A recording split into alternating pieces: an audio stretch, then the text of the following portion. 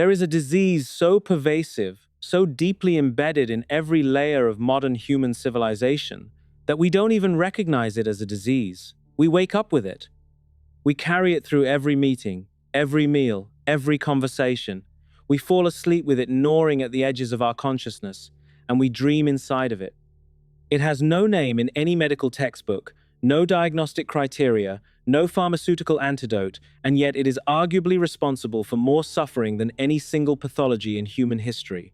The disease is time.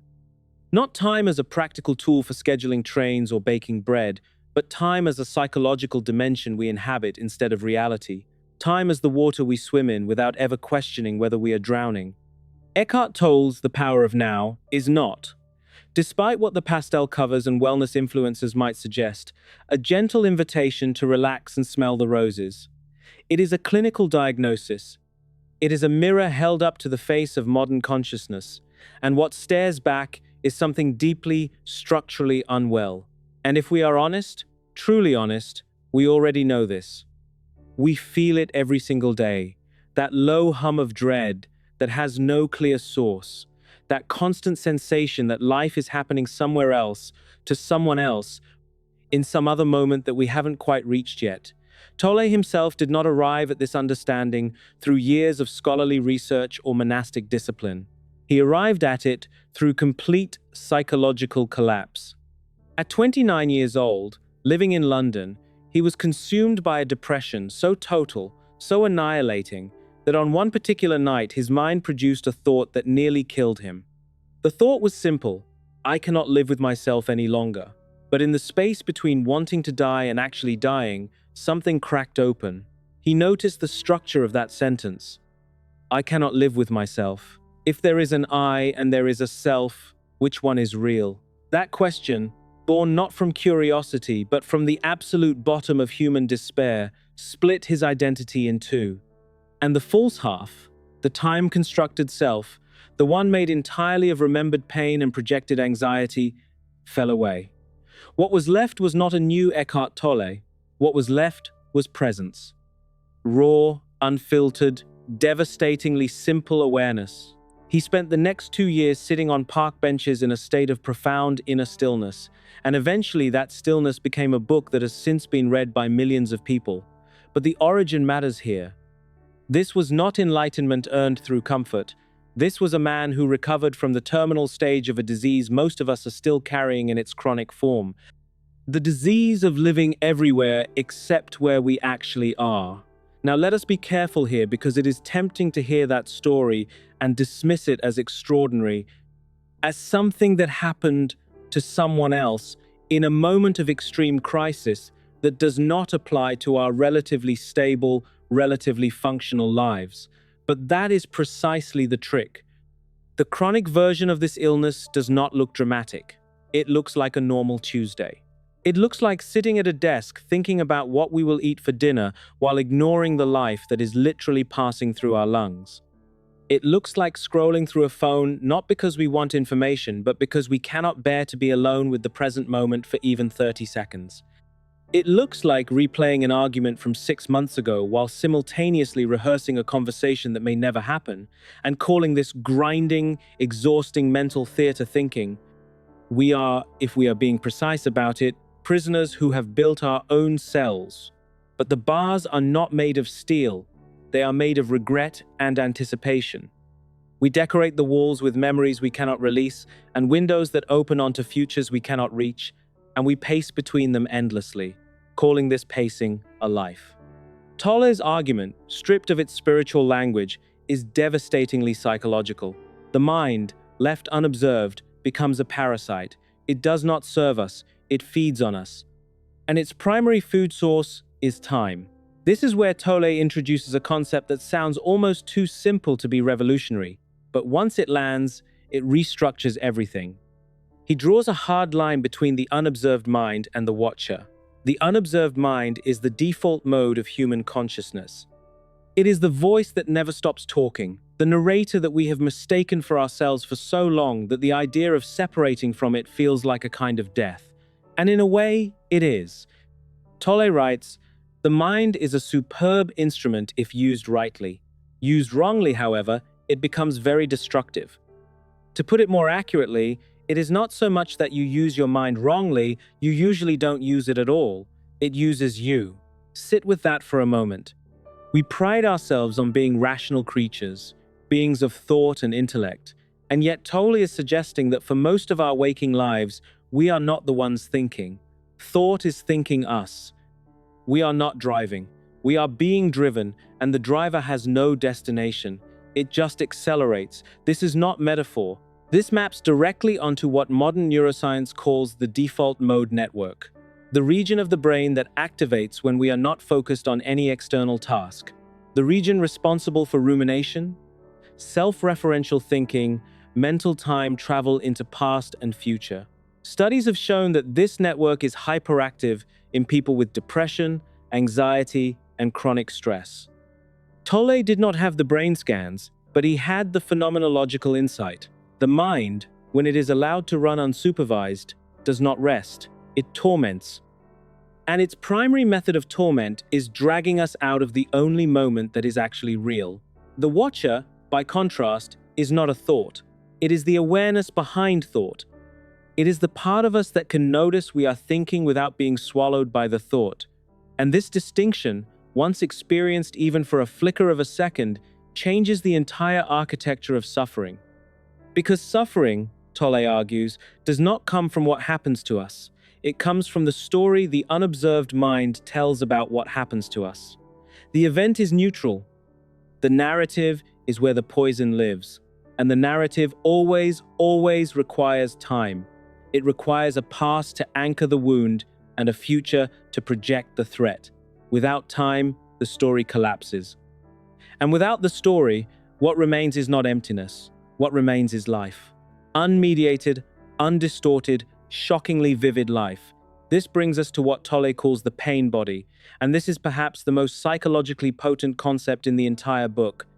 The pain body is not a metaphor for sadness. It is, in Tolle's framework, an almost autonomous entity, a semi-independent energy form made of old emotional pain that lives inside us and periodically wakes up to feed. It feeds on negativity. It feeds on conflict. It feeds on drama. And most critically, it feeds on identification with time. When we say things like, "I am broken because of what happened to me," or "I will never be happy because of what I have lost," we are not expressing truth. We are feeding the pain body. We are offering it the meal it requires to survive, which is our continued identification with a past self that no longer exists and a future self that has never existed. The pain body is, in essence, the ego's emotional engine, and the ego itself is nothing more than a time-based identity. It is who we think we are when we define ourselves through accumulated memory and projected ambition. Strip away the past and the future, and the ego has no ground to stand on. It simply dissolves. And this dissolution, which the ego experiences as death and therefore fights against with everything it has, is what Tolle calls awakening. Now here is where we must apply this framework to something Tolle could not have fully anticipated when he first wrote the book in the late 1990s, and that is the digital landscape we now inhabit.